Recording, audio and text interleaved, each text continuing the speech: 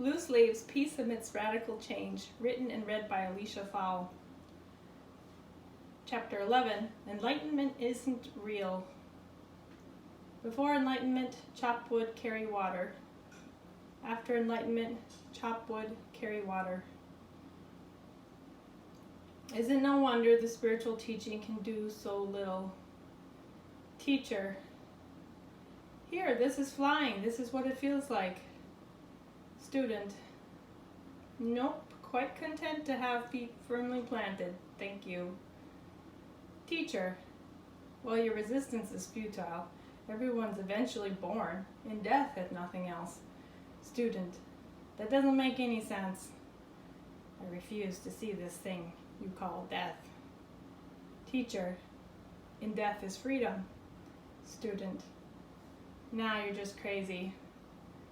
Teacher, for the law of the Spirit of life has set you free in Christ Jesus from the law of sin and death. Romans 8:2. Student, I only go to church for my kids. Teacher, your preacher only goes to church for your kids. Teacher, here, try this. I wrote it all out in a book. It's nearly 400 pages. Look, here in the middle I quote a saint. Here a little further on I butter you up for still reading. Student, you know, this morning I saw the trees, bare and naked, like the arteries branching in my eyes. These eyes that were seeing. I don't know why, but I teared up. Teacher, no, it's in my book. Wait, what did you say?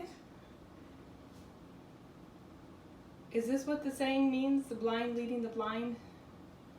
We're all like tuning forks. In the most clear, allowing state, we vibrate to our own unique individual frequency. In a state of fear, trying to hide, we muffle that vibration. Try and borrow someone or something else. Addiction. Resonance is the phenomena of when I vibrate this way, you begin to that same vibration. A group coming together can create a positive opening for all participants, and then the work is to process that within you in your own unique being. I believe we're protected in that, like higher pressure goes to low, a higher vibration always affects more so the lower. This isn't better or worse, but how we are as energy beings, energetically interacting. Given this, there really is hope for humankind, as more and more people ring out their truest note and spread this growing aliveness. We're all teachers and students. We must see one another in the same human field, walking side by side. We're all learning different lessons at different times. Is this your experience, that we're equal? Fortunately, a big no. Rampant is this first layer of abuse. Beware. This is the importance of doing our own work, so we can still be with each other. Others claim to have the answer. They're claiming power over you. Thinking you know something about someone else, who they are and what they should do, is a tempting overstep.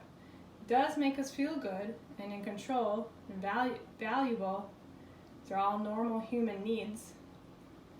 But bring presence to the table and feel the magic of someone feeling genuinely heard. Your answers are only in you, and your creative power is not to be given away or taken. If some space is held between you and them, those answers spring up in the holiness in between. This is how it may play out when holiness is markedly absent. One person is running an angry, grabbing energy, I have a right to what I want, and taking, while another person is running a fearful, I only want everyone to be okay. Here, go ahead, take it. In giving, they associate emptiness with caring, tragically again and again left empty. We see a huge range of variations on the theme of human interactions. Keep every therapist booked for lifetimes. Both players need healing and balancing and boundaries to find their own unique center. It's energy of a chaotic kind that will seek order. It seeks chaos and seeks order again around and around in circles. Underlying is this missing renewing force of an authentic inner connection. If we recognize in ourselves 100% responsibility to being first okay and clear in me, and then being okay, honest and clear in another, how does that look? Nonviolent communication or compassionate listening or conscious conversation, these are all tools towards this end. I look at how I'm feeling and what I may need before I look at you and what I think needs to change. Nothing out there will ever change to fill or fix this me in here. Because I'm projecting my reality out into the world, you'd not scream and tear up the screen that the movie's playing on. Likewise, stay calm in your own energy, your D-box seat, and enjoy the ride. My friend, her husband, and young daughter came to visit one afternoon. We settled into a little chat at the kitchen table.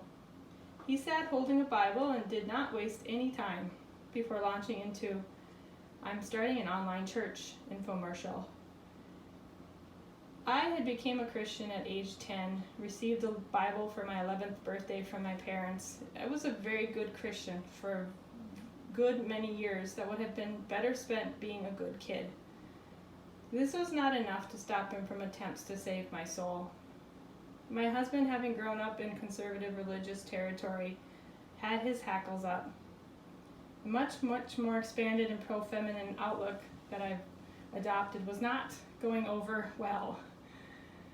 When I broke into a gap with permission, with a freestyle prayer, it was interrupted with, "Devil, what is your name? What is your name?"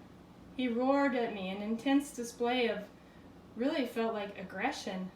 I was so startled, absolutely stunned, thinking, this is really happening? I couldn't help but burst into tears, which maybe really led him to believe in my possession. I felt such sadness, though, that the simple beauty of my little heartfelt prayer was lost on him. Because it wasn't in the book he was holding, it was a threat. I could see only this dim light shining inside behind all the fear, posturing, conditioning, dogma, the conditioning that things have to be some certain right way. There are many versions of this theme in so many of our lives. This is just one afternoon experience. It did feel like a trauma. It did take months to get over. Spiritual trauma is a kind of trauma when we judge another's belief or way of connecting to divine as right or wrong. Ideas, beliefs being put on children who aren't in a mental space to even process these big agendas, and then they carry that on into adulthood. Why do we try to protect kids from sex and not religion? They're equally powerful ways that humans connect. I tearfully shared the combined confusion of these threads of abuse, trauma, with the entire group in the Black Hills Healing Retreat, the trauma workshop. There was no calling out the devil as they held space for a messy divine. May we all do less trying to be right and more trying to be compassion. One positive, though, was how the incident brought my husband and I closer. This could have been his very religious dad when I was brought home to meet the parents. I could have been stormed out of the childhood home for being Catholic all those years ago. But Grandpa Archie hadn't let his heart die under the weight of dogma. There was a pretty intense grilling session about how Catholic are you. I passed that with my charming ways, and all was well from then on.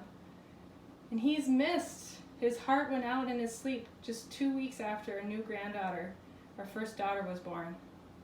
I wish we'd all stop wasting time. Each of us is unique. Each of us is deserving of our own individual expression. That is the image of God shining through. You cannot exorcise that out of me or anyone.